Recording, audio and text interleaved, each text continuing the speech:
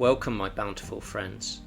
It's time to grab your passports, gun and burner phone, because today we're going to be doing something a little different. No deep dives, but rather a surface scan. And for once there'll be no spoilers and only a little opinion, so you can relax this time. Let us imagine the following scenario. You have full-heartedly volunteered to man a relay station on a remote, undisclosed island somewhere in the South Atlantic. You're going to be on your own and there's no internet connection. The only entertainment you're going to have are my 25 recommendations of high-octane, gripping killer thrillers. Books that are guaranteed to steal and keep your attention. I've gone through my library and selected 25 personal favourites. There's a caveat. I've not included any pure crime novels, as they will be appearing on their own dedicated list in the near future. So this means no Christie, Rendell, Leonard or Nesbo, and a whole host of other highly esteemed crime authors. And similarly, no heavily science fiction or horror rooted hybrids either, which of course rules out Murakami and King and many others who are more associated with those genres.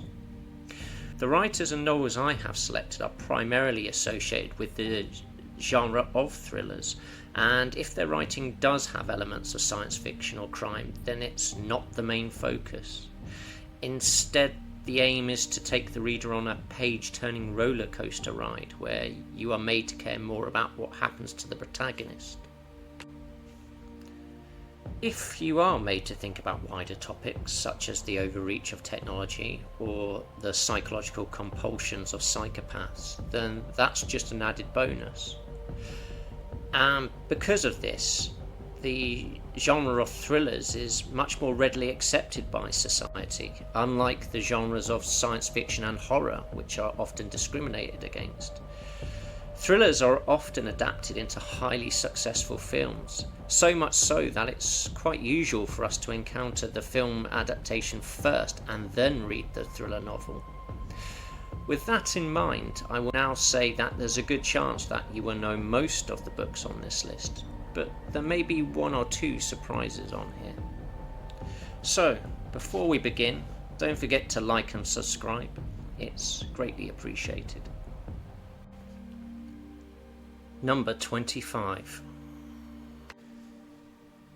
The Quiet American by Graham Greene. This is a political thriller disguised as a moral reckoning.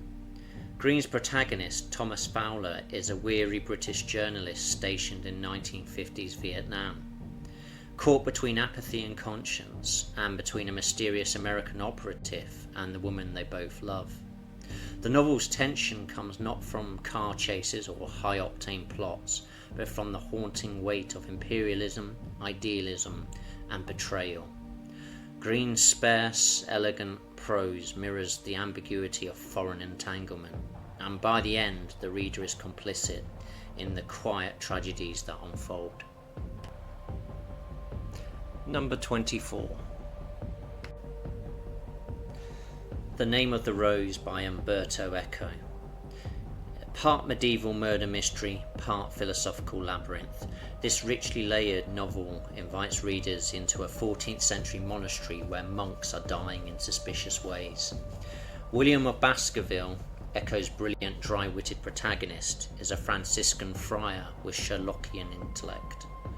The pacing is contemplative, but the atmosphere is thick with dread, and every page pulses with historical intrigue, theological debate and coded secrets. It's a thriller of the mind for readers who like their puzzles tangled in centuries of thought. Number 23. Have Mercy on Us All by Fred Vargas. In a modern Paris cloaked in plague paranoia, Commissaire Adamsberg is investigating a string of macabre messages and deaths that seem straight out of medieval folklore.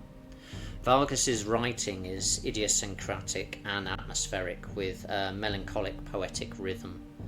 Adamsberg is no textbook detective. He's intuitive, dreamy, and often distractingly brilliant. The novel weaves epidemiology, superstition, and social anxiety into a unique thriller that feels both historical and urgently contemporary. Number 22. Gorki Park by Martin Cruz Smith. This is set in Soviet-era Moscow and is a snow-dusted, bureaucratically entangled murder mystery that shatters genre conventions. Arkady Renko is a homicide investigator navigating the icy corridors of power and paranoia, and is one of the most deeply drawn detectives in thriller fiction. The setting isn't just background, it's a cold, oppressive character of its own. Smith's prose is razor sharp, and the moral ambiguity rivals the best noir. This is a cerebral, textured thriller that lingers like a ghost. Number 21. The Postman Always Rings Twice by James M. Cain. This one's a lean, brutal noir classic. The novel's central tension between lust and betrayal, desire and consequence erupts almost immediately when Frank, a drifter, begins an affair with Cora, the wife of the man who gives him a job. Cain's style is stripped to the bone, with a pace that never slows and a mood that's sweat-slicked and seething. It's raw, morally transgressive, and surprisingly modern in its simplicity and sexual charge. Number 20. Intensity by Dean Koontz. Koontz drops the R and drops the supernatural horror in this one, and this certainly lives up to its title.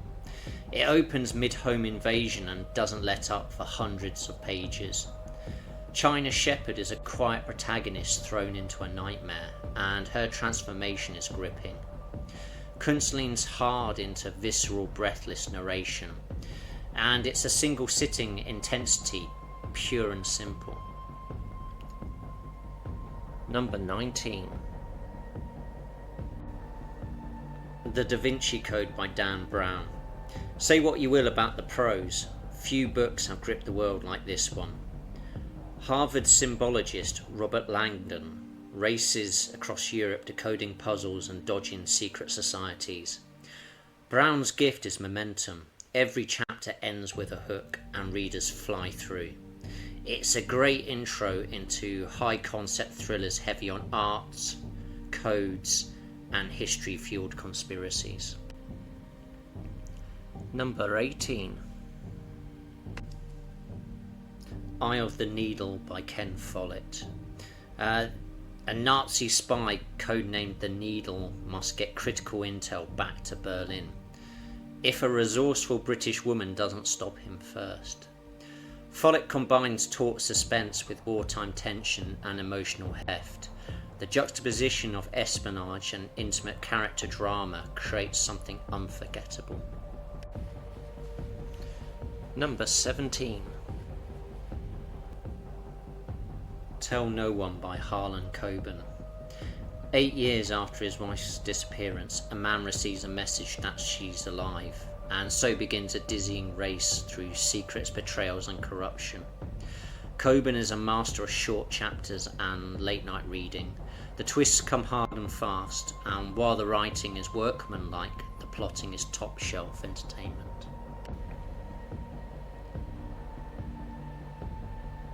Number 16. The Hunt for Red October by Tom Clancy. This is Jack Ryan's debut, and it bounces Cold War naval detail with nail-biting suspense.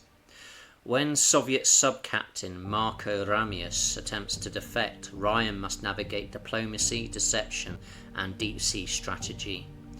Clancy's technical prose won't suit everyone, but for fans of procedural realism and geopolitical chess, this is pure catnip. Number 15. Sharp Objects by Gillian Flynn. This book is less a murder mystery than a psychological autopsy. Camille Preaker is a brittle and brilliant reporter who returns to her childhood town and her childhood wounds to report on a killing. But what she uncovers isn't just a crime, it's a corrosive web of generational trauma, manipulation and maternal menace.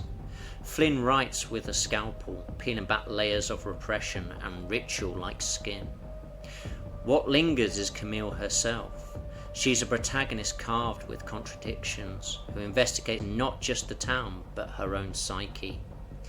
The atmosphere drips with decay, emotional and architectural, and the sense of dread builds, not through jump scares, but through revelations that cut deeper the closer you get. It's gothic, it's brutal, and it lingers in the mind. Number 14. The Firm by John Grisham. This book is the archetypal legal thriller, and it's claustrophobic, slick and scarily plausible. Mitch McDeere is an ambitious and unseasoned lawyer, and he steps into what looks like a dream job at a high-powered Memphis law firm. But as he explores his unease, he begins to dig, and he is compelled to keep going. And the more he reveals, the more the sheen is peeled away, and eventually he reveals corruption, surveillance, and a trap that feels inescapable. Grisham keeps the tension high, and the pages turn with a kind of paranoid precision. Number 13. Rebecca by Daphne du Maurier. Rebecca begins with a haunting first sentence and never loosens its grip. Du Maurier crafts a gothic tale where memory becomes a character and the dead wield more power than the living. The new Mrs. De Winter isn't just entering a grand estate, she's stepping into a psychological maze haunted by comparison, class and invisible judgment. Mandalay isn't a home, it's a beautiful trap echoing with secrets. The novel's brilliance lies in its restraint. There's little violence, yet dread coils through every interaction. The protagonist's insecurities feed the mystery, and as she loses her footing, the reader does too. Rebecca is the ghost that never leaves the room, and by the end you realise that this isn't a love story at all. It's the story about possession in every sense of the word. Number 12. I Am Pilgrim by Terry Hayes. This book takes the spy thriller and expands it into something almost mythic in scale. The story follows an elite intelligence operative codenamed Pilgrim, whose investigation into a grisly murder dovetails into a high-stakes manhunt for a bioterrorist with global ambitions. Hayes crafts a narrative that moves with the pace of a modern blockbuster, yet it remains rooted in character, always circling back to the emotional fallout of violence, duty, and lost identity. What elevates it is the interplay between scope and introspection. Pilgrim isn't just chasing the villain, he's reckoning with the ghosts of past missions, institutional disillusionment, and the slippery ethics of his profession. Hayes writes with cinematic flair, but he never lets momentum replace depth. The result is a thriller that spans continents but lingers on the soul, offering spectacle with substance. Number 11.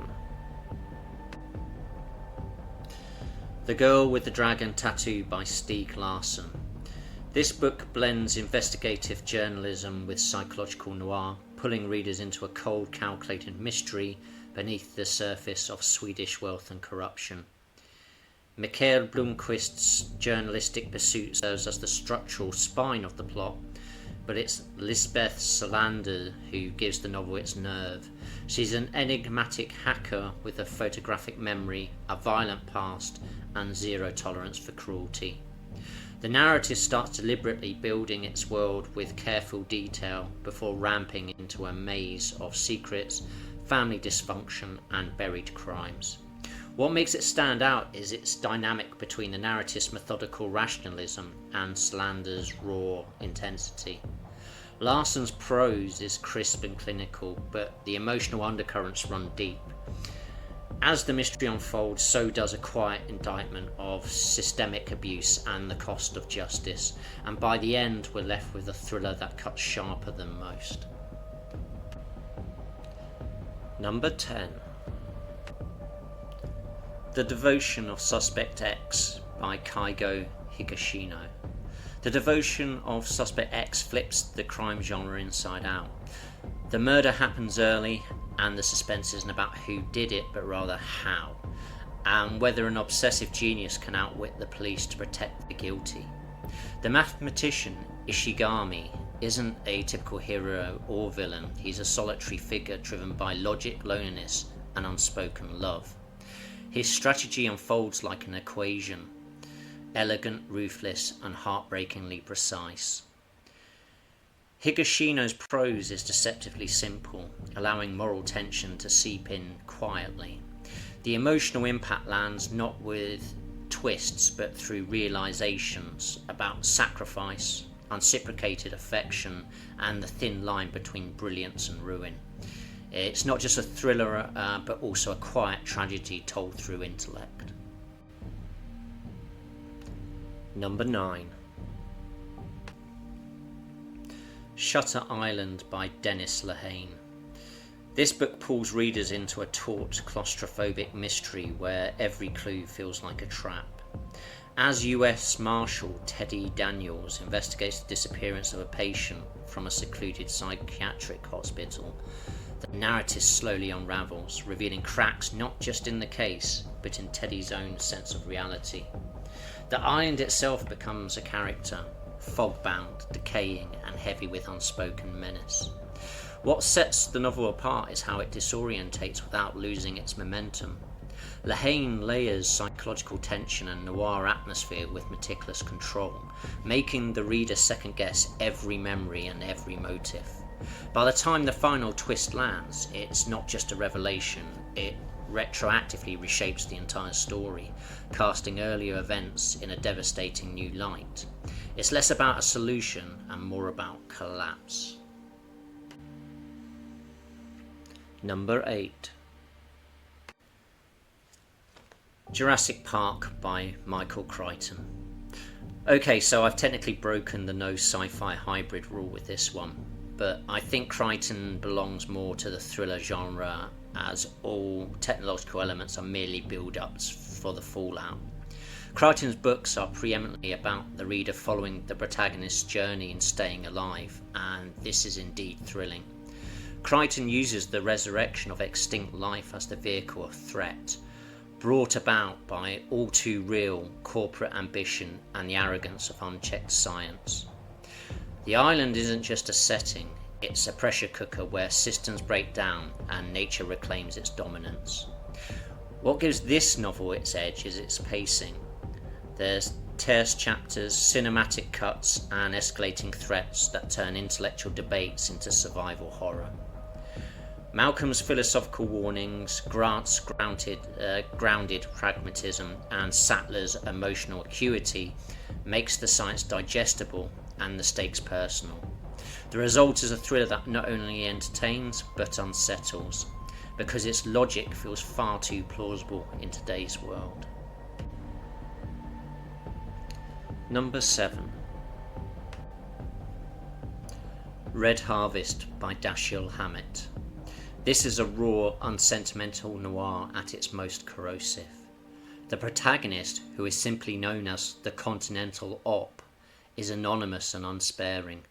He enters a town rotted by violence and graft, not to restore order, but to dismantle the rot by turning its factions against one another. What unfolds isn't a classic whodunit, but a strategic annihilation, where justice is irrelevant and morality is tactical. Hammett's style is all muscle, it's short sentences, hard dialogue, and strict emotion that mirrors the story's moral collapse. This novel's impact isn't just in its action, but it's in its tone. It's grimly methodical, sometimes surreal, and charged with an almost nihilistic clarity. It doesn't resolve a situation, Instead, it builds and then detonates, and in doing so, it becomes the blueprint for modern crime fiction's darker heart. Number 6.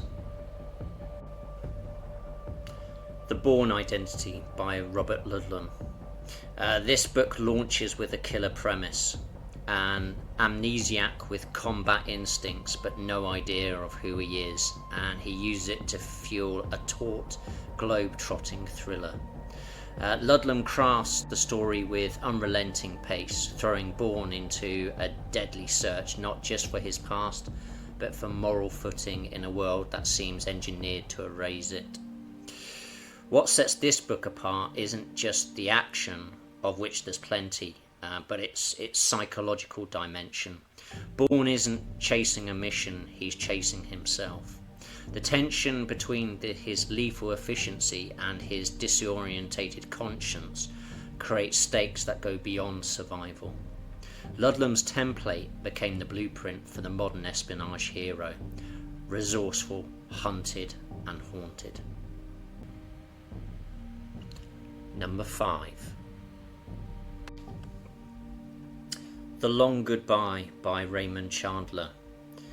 This is a classic noir novel that trades pulp for poetry. Chandler's Marlowe moves away from the usual archetypal private eye. Here he becomes something lonelier, a man clinging to personal ethics in a world that's quietly rotting. The case at the heart of this novel is less about solving a crime and more about navigating betrayal, loyalty, and the slow erosion of trust. What sets it apart from others is its mood. The prose is languid, melancholic, almost reflective to a fault, but that tone allows it to explore friendship and moral fatigue with rare emotional weight. It's less plot-driven than Chandler's earlier works, yet it's more resonant. The kind of noir that lingers not because of what happens, but because of how it makes you feel afterwards. Number 4. The Spy Who Came In From the Cold by John le Carré. It's a novel that strips espionage of glamour and exposes the psychological wreckage that is left behind. Alec Leamas is a wary British agent, and he navigates a world where ideology is hollow and loyalty is currency. The tension doesn't hinge on action but on manipulation. Each scene is steeped in suspicion, weariness, and a quiet despair. Le Carré's prose, as always, is cold and efficient, mirroring the moral ambiguity of the setting. What makes the novel exceptional is how it humanises espionage. There are no heroes, just bruised souls playing out a game they no longer believe in. The result is more than a simple thriller, it is a reckoning. Number 3. In third place, taking the bronze medal, is The Talented Mr Ripley by Patricia Highsmith. It's a slow, sinister study of a man who deceives his way into another life and slowly erases the one that stood in his path. Highsmith builds tension not with action but with atmosphere, drawing the reader step by step into Ripley's calculating mind. He is not a conventional villain or even the standard socio or psychopath. He's amiable, precise, almost polite, which makes his descent into fraud and murder all the more disturbing. What makes this novel distinctive is how it subtly manipulates your sympathies. Highsmith doesn't glamorise Ripley, but she doesn't condemn him either. Her prose is clean and quiet, letting Ripley's moral drift unfold in a tone as restrained as it is unsettling. You start to understand him, maybe even root for him, but by the time you realise it, you're in too deep. Number 2. In second place, taking the silver medal, is The Day of the Jackal by Frederick Forsyth. It's a lean, methodical thriller that turns procedural detail into a high art. Forsyth constructs the story like a sniper lining up a shot. It's meticulous without any excess. The Jackal is an anonymous contract killer who is hired to assassinate French President Charles de Gaulle. The tale is chilling not because of theatrics, but because of the Jackal's unemotional precision. The plot unfolds with quiet inevitability, tracking both the assassin and investigators in parallel, which creates a cat and mouse tension from process rather than chaos. What sets this novel apart is its sense of realism. Precise journalistic tones strip away any sentiment and speculation, grounding the narrative in geopolitical fact and logistical plausibility. Even knowing the history and the outcome doesn't diminish the suspense. If anything, it sharpens it.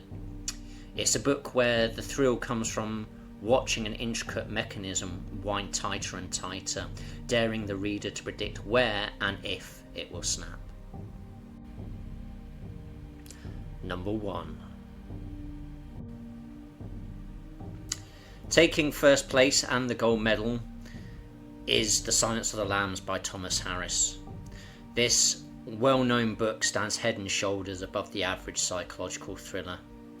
It manages to marry forensic realism with a deep exploration of fear, identity and control. At its core is the unnerving exchange between Clarice Starling, who's a driven FBI trainee who's haunted by past trauma, and the notorious serial killer Hannibal Lecter, who's extremely cultured and intellectual, and he drips with menace throughout. Their conversations form the novel's pulse. It's probing, disarming, and quietly transformative, whilst they search for another serial killer, Buffalo Bill, and it unfolds with methodical tension and moral weight. What makes this book so lasting is its restraint. Harris's lean prose avoids spectacle. He favours quiet dread and emotional precision. The plot is tightly constructed, but it's the inner excavation of Clarice's vulnerabilities and Lecter's insights that leaves a lasting mark. Instead of giving easy answers, the story compels the reader to sit with ambiguity and the discomfort of what lies beneath the skin. And there we have it. 25 action-packed, high-caliber killer thrillers with no fillers. Which is your personal favourite? Which novels would you put in your top 3? Once more, don't forget to like, subscribe and hit that bell icon for more deep dives into the world of literature. Until next time, keep reading, and remember, if you find yourself being sent to an oil rig, the big house or a barracks, go and grab as many of these books as you can to entertain yourself during your downtime. Until next time, here's looking at you, kid.